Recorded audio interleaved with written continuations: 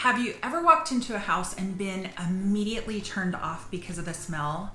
I have. It was a house in Southland Park, and we were told by the neighbors that the previous tenants had a full-sized horse living in the house. It was so bad that I started dry heaving before I even got within 5 feet of the front door, and the front door was closed. Luckily, my team was able to get rid of that horrific smell, and in this video, I'll be sharing how you can make a house smell inviting before a probate sale. Hey there, I'm Lisa Kwashnick, a realtor based right here in the Sacramento area, and also a certified probate and trust specialist. Alongside my husband, Jim, we've been offering invaluable insights and helpful tips to trustees, executors, and administrators of estates. Every home has a smell, even my home, but we become desensitized to it because we live there. The sense of smell is an incredibly powerful sense that's tied to our emotions and our memories, and it shapes how we perceive things. When I was doing research for this video, I ended up down a rabbit hole that was actually pretty fascinating about how the brain reacts to certain kinds of smells, how smell can help you retain information if you're studying for an exam, and how certain smells can evoke nostalgic feelings and bring up memories, how scents can be used to energize and excite you, as well as bring calmness and tranquility to help you sleep. But let me get back to why you're here: to get rid of a smell in a home that you've inherited and you're trying to sell. We all know sometimes that life throws unpleasant odors our way, and when selling a home in probate, that first impression is crucial. We want to impress potential buyers right from the start. Sometimes when a home has been sitting vacant and sealed up for some time, it can have a musty odor, or maybe your loved one had pets and they just weren't able to pick up after them anymore. Cat urine has an ammonia type smell. It's very pungent. Sometimes a home can have a heavy cigarette scent from nicotine, and even certain foods and spices can leave lasting odors. A few years ago, I was out with my buyers showing homes. There was an absolutely beautiful home in Cameron Park that would have been perfect for them. Unfortunately, the seller's dog had some kind of a skin condition, and it put off a really, really bad odor. My buyer didn't get past the entryway, and that home ended up selling way below what it would have been worth if it didn't smell. All of these odors from pets, smoke, and food can penetrate walls, carpeting, and furnishings, so we can't just mask them. I've been in homes where they have a lot of those like artificial scent plugins, and that creates a whole different kind of overwhelming smell. No bueno. The goal is to remove the odor, not to mask it, and sometimes we have to bring in experts to deal with specific odors. It's about finding the right solution to get the home ready for market. As the executor, trustee, or administrator of the estate, it will be your decision whether or not to invest in eliminating the odor. The property can always be sold as is, most likely to an investor. You may not have the time or the resources to invest in the property, and there's nothing wrong with that. We can always find a buyer that does. It is, however, my responsibility to let you know that studies show the value of a home with a bad odor can be lowered by up to 30%, especially if it's cigarette smoke. And by eliminating that smell, it's possible to see a good return on your investment. A lot of people don't know that pet urine, if it's left too long, actually seeps through the carpet and carpet pad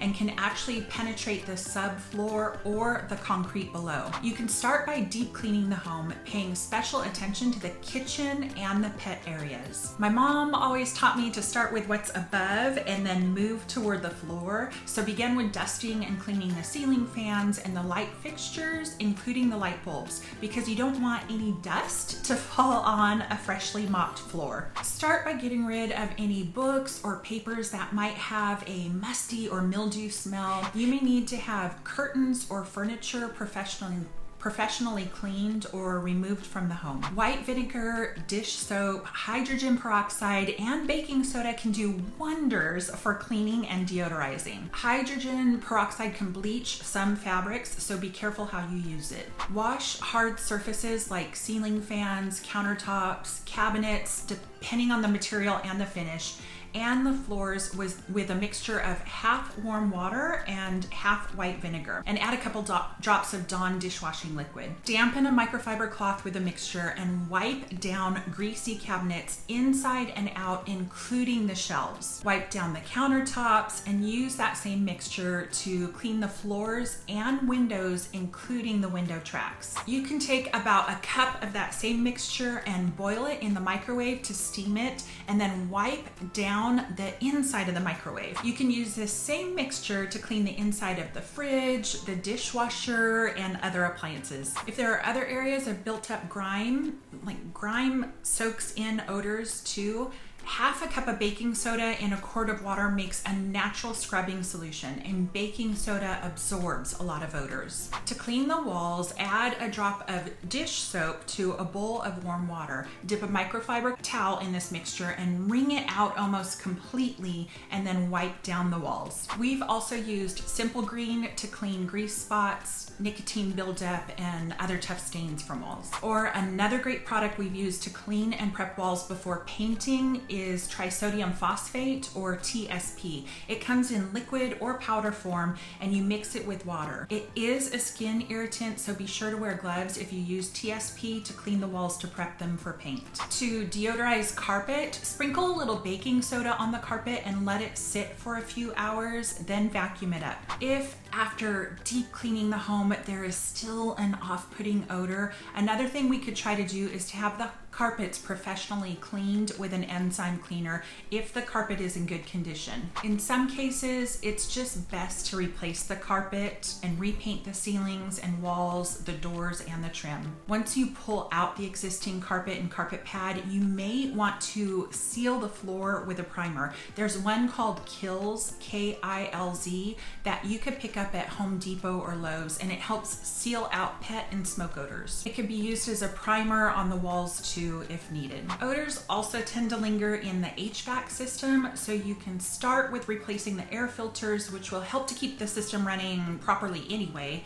but then consider having the ducts professionally cleaned. Once the home has been deep cleaned, we can also consider bringing in an ozone generator. It's the same machine that hotels use when someone has smoked inside of the hotel room. We have our clients clear the space of people, pets, and plants. We'll post do not enter signs, seal up the home, making sure all the windows and doors are closed, set the HVAC system to run the fan, and then start the generator for the specified time and leave the home. Depending on the size of the home, it could be 30 hours. After the treatment, we allow the ozone to dissipate for 1 to 4 hours, and then we re-enter the home and ventilate it. All of this may seem like a lot, but it's essential for presenting the home in the best possible light. It's about finding the right solutions to get the home ready for the market. Again, if there aren't enough funds in the estate, or you don't have the time to invest in eliminating the odor, the home can always be sold to a buyer, typically an investor